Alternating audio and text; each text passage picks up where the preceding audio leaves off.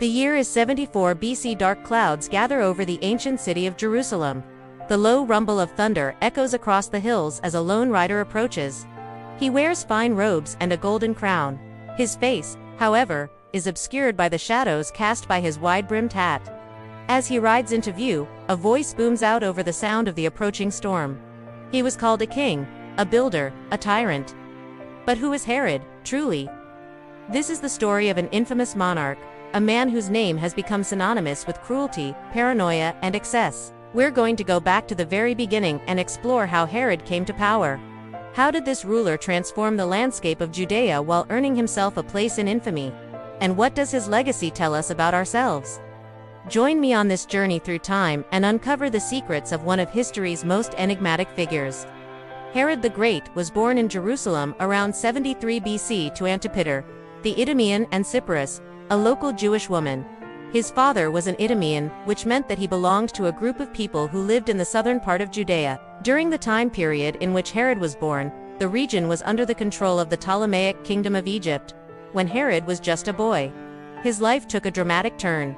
His father, Antipater, became close friends with a Roman general named Pompey. The Great Pompey had come to Jerusalem to put down a revolt against the Egyptian rulers, and during this conflict, he made some key alliances with local leaders, including This alliance proved to be incredibly beneficial for the young Herod, setting him on a path to power that he could not have imagined before. After Antipater's death, Herod continued to cultivate relationships with influential Romans. One of his most important connections was with Mark Antony, a powerful Roman general and statesman who would later become the husband of Cleopatra. Through his mother, Herod also had ties to the Hasmonean dynasty, the ruling family of Judea at the time.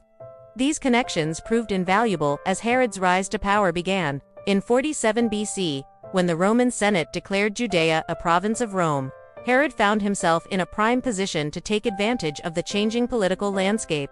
While his rivals competed for power, he made a strategic decision to ally himself with the Romans, securing their support and setting himself apart. This move proved to be a pivotal moment in his trajectory. Herod's ascension to the throne wasn't without its challenges.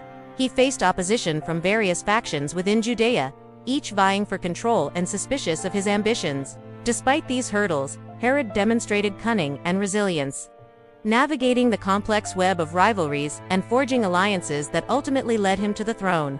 In 40 BC, Mark Antony officially appointed Herod as ethnarch, giving him control over Galilee and Perea, two strategically important regions in Judea. This marked the beginning of Herod's reign and set the stage for his future ambitions. However, this was just the first step in his journey to becoming the ruler of all Judea. When Antony died in 32 BC, the political landscape shifted dramatically. Octavian, who would later become the first emperor of Rome, declared war on Cleopatra and her children. Herod saw this conflict as an opportunity to advance his own interests and aligned himself with Octavian. In return, Octavian granted him even more territory, solidifying Herod's power base and setting the stage for his ultimate triumph. In 35 BC, after several years of fighting, Octavian emerged victorious and divided the spoils of war among his allies.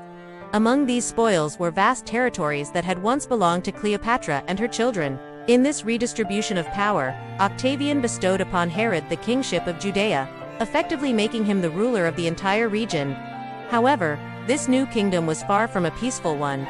Judea was a hotbed of dissent and rebellion, with various factions vying for power and resisting Roman rule. It fell to Herod to quell these disturbances and establish his authority over his new kingdom. As king, Herod embarked on a series of ambitious building projects that transformed the landscape of Judea. He constructed fortresses, palaces, and temples, leaving an indelible mark on the region's physical and political boundaries. Some of his most famous constructions included the fortress of Masada, the palace of Machaerus, and the Temple Mount in Jerusalem. Each of these structures served an important purpose, whether it was to protect his kingdom from invaders, to display his wealth and power, or to appease the religious authorities in Jerusalem. These building projects were not only impressive feats of engineering and architecture, but also shrewd political moves. By constructing fortresses and palaces in strategic locations, Herod was able to project his power throughout the kingdom and keep his many enemies in check.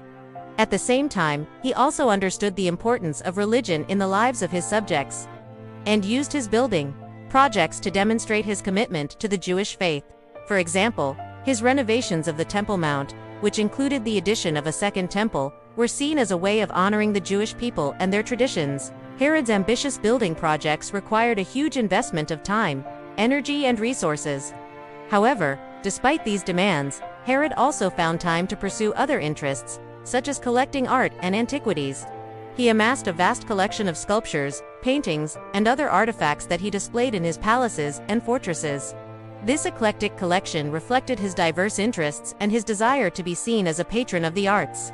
However, Herod's reign was not without its controversies. His ambitious building projects and his sometimes heavy-handed rule made him unpopular among some segments of the population.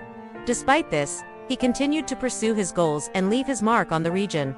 When Herod's son, Alexander, attempted to seize the throne, he reacted swiftly and decisively. He sent his army to put down the rebellion, and those who supported Alexander were punished severely, including the young prince's mother, who met a gruesome demise. This act demonstrated Herod's willingness to be ruthless in the pursuit of power and control. Herod was well aware of the importance of controlling the narrative, and used propaganda to shape the image of himself and his kingdom.